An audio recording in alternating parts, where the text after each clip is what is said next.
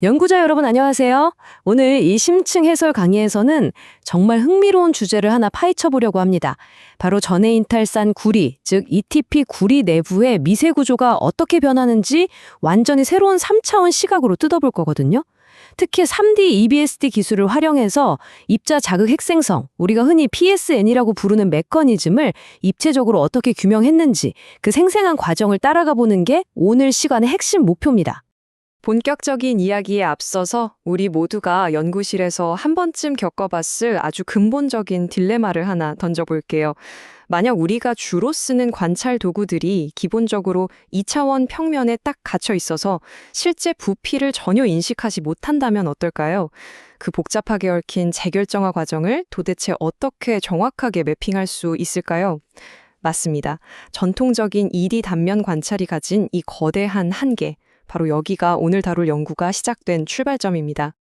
자, 그럼 오늘 살펴볼 순서를 빠르게 짚고 넘어갈까요? 첫 번째, 실온 이상 현상부터 시작해서요. 부피 측정의 사각지대, 3D 재구성 파이프라인, 자가 풀림 메커니즘 해독, 입체학적 검증, 그리고 마지막으로 새로운 합성 프레임워크까지 쭉 이어서 살펴보겠습니다. 네, 첫 번째 섹션입니다. 실온 이상 현상, 80% 극저온 아변 ETP 코어의 구조적 역학에 대해 먼저 알아보죠. 이 연구가 대체 왜 그렇게 특별한지 시편 준비 과정부터 한번 싹 훑어볼까요? 99.93% 순도의 ETP 구리를 어닐링하고 나서 액체 질소에 푹 담가 냉각시킵니다. 그리고 두께를 무려 80%나 확 줄여버리는 극한의 극저온 아변을 진행하죠. 이 엄청난 압력을 받다 보니 구리 매트릭스의 높은 항복 강도 때문에 산화구리 입자하고 매트릭스 경계면에 마치 해성꼬리 같은 공극, 이른바 코메테일 보이드가 생깁니다. 게다가 이 입자들이 아변 방향을 따라서 쫙 정렬되는데 한마디로 극한의 고에너지 상태가 세팅되는 겁니다. 아변하면서 축적된 이 어마어마한 변형 에너지가요.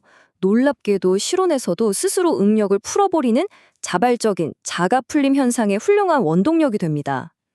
여기서 정말 주목해야 할 건 크기인데요. 1.5 마이크로미터 이상 크기의 단단한 산화구리 입자들이 결정적인 응력 집중 장치, 그러니까 일종의 총매력화를 딱 해냅니다. 그래서 입자 변형 영역 안에서 입자 자극 생성을 팡 하고 유도하는 거죠.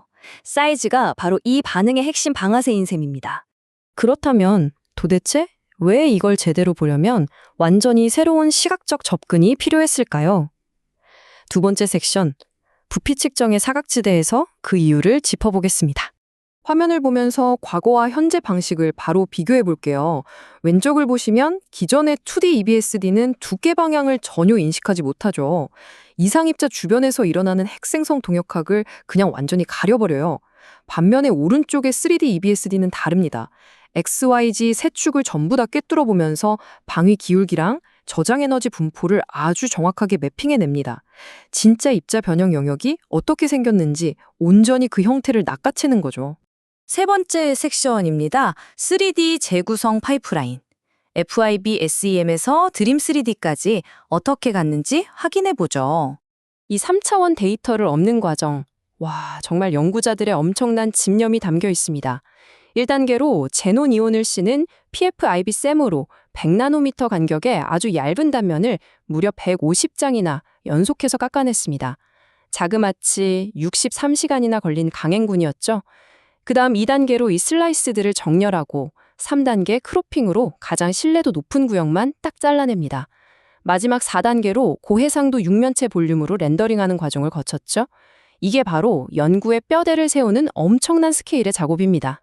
자, 그리고 지금 보시는 게 이 연구팀이 얼마나 똑똑하게 접근했는지 아주 잘 보여주는 렌더링 시각자료인데요. FIB 밀링을 하다 보면 당연히 오차가 조금씩 생길 수밖에 없잖아요. 이 필연적인 오차를 순차적 정렬 알고리즘이랑 엄청 엄격한 임계값 설정을 통해서 싹 보정했습니다. 그 덕분에 왜곡이 전혀 없는 완벽한 최적 데이터를 얻어낸 거죠. 신뢰성 있는 3D 분석을 하려면 절대 건너뛸 수 없는 필수 관문입니다. 자, 네 번째 섹션으로 빠르게 넘어가 볼까요? 자가 풀림 메커니즘, 해독입니다.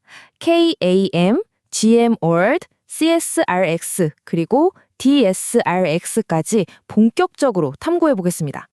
전례 없는 3D 뷰를 확보했으니 이제 여기서 얻어낸 미세 구조 데이터를 분석해 봐야겠죠. 국부 방위차, 그러니까 KM과 결정립 기준 방위 편차인 GROD의 매핑 결과입니다. 재미있는 게 산화구리 입자들은 KM 값이 거의 0에 가깝습니다. 그냥 단단한 강체처럼 버티고 있는 거예요. 반면에 결정립계랑 아결정립들은 전이가 잔뜩 쌓여서 KM 값이 확 치솟아 있는 걸 볼 수 있습니다. 입자 주변의 변형 에너지가 그야말로 극도로 집중되어 있다는 걸 눈으로 쫙 보여주는 거죠.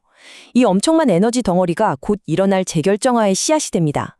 입자 변형 영역, 즉 PDZ 내부를 좀 더 줌인해서 들어가 보면요. 엄청난 방위 기울기가 나타납니다.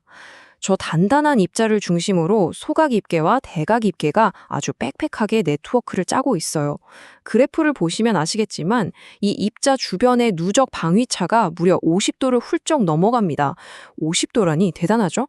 완전히 새로운 핵생성이 일어날 수 있는 완벽한 요람이 탄생한 겁니다. 자, 이 표는 진단 매트릭스입니다. ETP굴이 내부에서 일어나는 완전히 다른 두 가지 경로, 즉 지배적으로 일어나는 CSRX와 소수만 일어나는 DSRX를 명확하게 갈라줍니다. 구동력은 어떤지, KAM 특징이나 방위는 어떤지, 아결정립 동역학은 어떤지 딱 대조해보면 구리 매트릭스 안에서 이 두 메커니즘이 어떻게 동시에 제각각 돌아가는지 한눈에 싹 파악하실 수 있을 겁니다. 그럼 지배적인 경로인 연속 정적 체결정화 CSRX부터 짚어보죠. 원리는 이렇습니다. 밖에서 일부러 열을 가하지 않으니까 구동력 자체는 제한적일 수밖에 없어요. 그래서 축적된 딱 중간 수준의 변형 에너지가 아결정립들을 살살 아주 점진적으로 회전하게 만듭니다. 이 회전이 계속되다 보면 입계 방위차가 10도에서 15도를 넘어가게 되고 결국 변형이 없는 새로운 결정립으로 아주 서서히 진화하게 되는 겁니다. 반면에 소수 경로인 불연속 정적 재결정화, 즉 DSRX는 자주 일어나는 건 아닌데 굉장히 역동적입니다. 변형 에너지가 극단적으로 빡 뭉쳐있는 국소 부위가 있단 말이죠. 거기서는 기존 매트릭스랑 아예 딴판인 방위를 가진 새로운 핵이 순식간에 만들어지고 쑥쑥 자랍니다. 주변에 있던 전이 네트워크를 말 그대로 꿀꺽 집어 삼켜버리는 거죠. 그 결과 결함이라고는 찾아볼 수 없는 아주 깨끗한 결정립이 탄생하게 됩니다. 자, 여기서 우리가 왜 그 고생을 하면서 3D 데이터를 뽑았는지 그 진가가 확 발휘됩니다. 화면을 보세요. 디지털로 산화고리 입자만 싹 마스킹해서 지워버렸더니 그 주변에 생겨난 PSN 결정립들의 진짜 입체적인 모양이 선명하게 나타납니다. 평균 부피가 약 0.23 세제곱 마이크로미터 정도 되는 아주 작고 둥글둥글한 등방적인 결정립들이 입자를 감싸고 있는 거 보이시죠? ED에서는 절대 볼 수 없었던 진짜 모습입니다. 네, 이제 5번째 섹션입니다. 입체학적 검증. 훌륭한 연구는 방법론의 타당성을 입증해야 하죠. 이 데이터가 얼마나 정확한지 검증해 보겠습니다. 얇은 슬라이스를 쭉 따라가면서 산화구리 입자 하나를 추적해봤습니다. 2D 단면적에서 계산해낸 직경은 1.69 마이크로미터였거든요. 그런데 3D 최적 데이터로 역산한 실제 직경은 1.77 마이크로미터였습니다. 1.69와 177, 이 두 수치가 거의 딱 맞아 떨어진다는 건 앞서 우리가 살펴봤던 그 험난한 연속 절편화랑 정렬 파이프라인이 소름 돋을 정도로 높은 정확도와 신뢰성을 가졌다는 걸 수학적으로 쾅 하고 증명해 주는 겁니다. 마지막 6번째 섹션, 새로운 합성 프레임워크입니다. 지금까지 제시된 데이터를 종합해서 산화고리가 주도하는 자가풀림 현상에 대해 결론을 내려보죠. 지금까지 쏟아낸 수많은 3D 데이터를 이 다이어그램 한 장으로 싹 정리할 수 있습니다. 찌그러지지 않는 단단한 촉매, 즉 산화구리가 말랑말랑한 연성 구리 매트릭스 안에 있으니까 그 주변에 엄청난 국소 변형이 강제로 생기겠죠? 이게 아결정립을 살살 돌리는 연속 정적 재결정화, 즉 CSRX를 지배적으로 밀어붙이는 동시에 에너지가 꽉 차 있는 좁은 국소 주머니 같은 곳에서는 변형 없는 핵생성인 DSRX를 동시에 팡팡 터트리는 겁니다. 연구자 여러분, 여기서 꼭 챙겨가셔야 할 핵심 인사이트는 이겁니다. 그동안 단일 메커니즘으로 현상을 설명하려고 했던 과거의 패러다임은 이제 완전히 벗어나야 합니다. 3D ESBD가 미세 구조가 얼마나 이질적인지 파악하는데 완전 필수적이라는 거 오늘 확실히 보셨죠? 게다가 1.5 마이크로미터가 넘어가는 굵직한 산화구리 입자가 얼마나 효율적인 핵생성 촉매가 되는지도 명확해졌습니다. 무엇보다 실온자가 풀림 과정에서 CSRX와 DSRX 이 두 가지 경로가 동시에 복합적으로 굴러간다는 사실을 잊지 마시기 바랍니다. 자, 이제 오늘 해설을 마무리하면서 여러분의 연구 본능을 자극할 도발적인 질문을 하나 던지고 싶습니다.